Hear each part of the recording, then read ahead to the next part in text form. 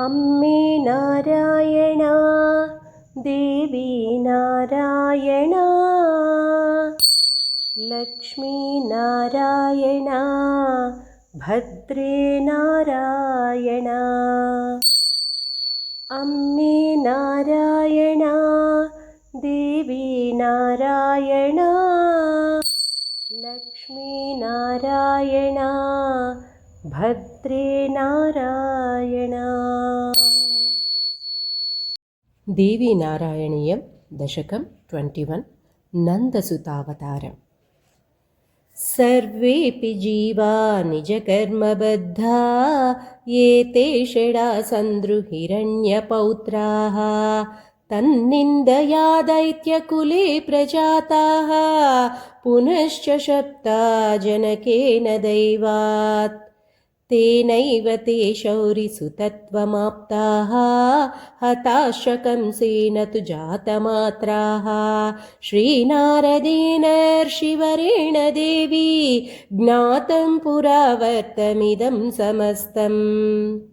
प्राग्दम्पती चादिति कश्यपौः स्वकर्मदोषेण पुनश्च जातौ तौ देवकीशूरसुतौ स्वपुत्रनाशादिभिर्दुःखमवापतुश्च।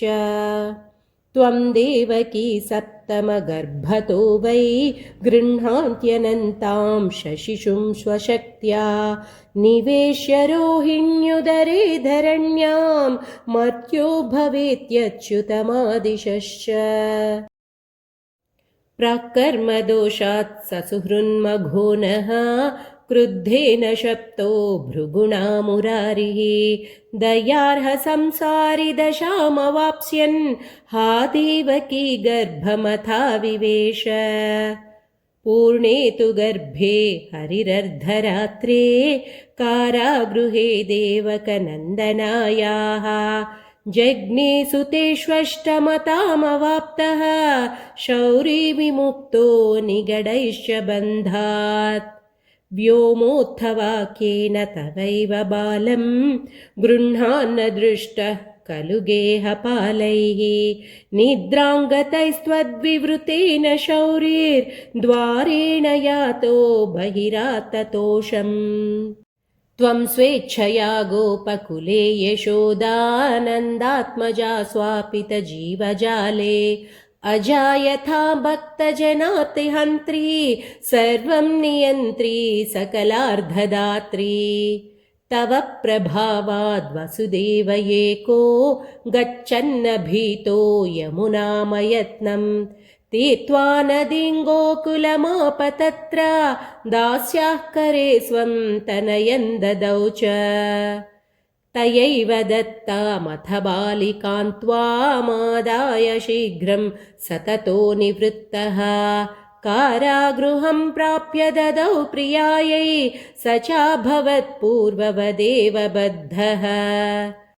त्वद्रोदनोत्थापितगेहपालैर्निवेदितो भोजपतिः समेत्य त्वां पादयुग्मग्रहणेन कुर्वन् अधः शिरस्कां निरगाद्गृहान्तात्। सपोथयामास शिलातले त्वां सद्यः समुत्पत्य करादमुष्या दिवि स्थिता शङ्खगदादिहस्ता सुरैस्तुता स्मेरमुखी त्वमात्थ। वधेन किं मे तव कंस जातः तवान्तकः क्वाप्यविदूरदेशे माद्रुह्यतां साधुजनो हितं स्वं विचिन्तयेत्युक्तवती तिरोभूः। सभोजराट् स्वान्तकनाशनाय सर्वान् शिशून् हन्तुमरं बलिष्ठान् वत्साघमुख्यान् असुरान् नियुज्य कृतार्थमात्मान् ममन्यतोच्चैः। कंसोऽस्ति मे चेतसि कामलोभक्रोधादिमन्त्रिप्रवरैः समेतः सद्भावहन्ता खलु नन्दपुत्री तं नाशयत्वच्चरणं नमामि। या देवी सर्वभूतेषु निद्रारूपेण संस्थिता नमस्तस्यै नमस्तस्यै नमस्तस्यै नमो नमः। सर्वमङ्गलमाङ्गल्ये शिवे सर्वार्थसाधिके शरण्ये त्र्यम्बके गौरि नारायणि नमोऽस्तु ते। जय आदिपराशक्ति की जय।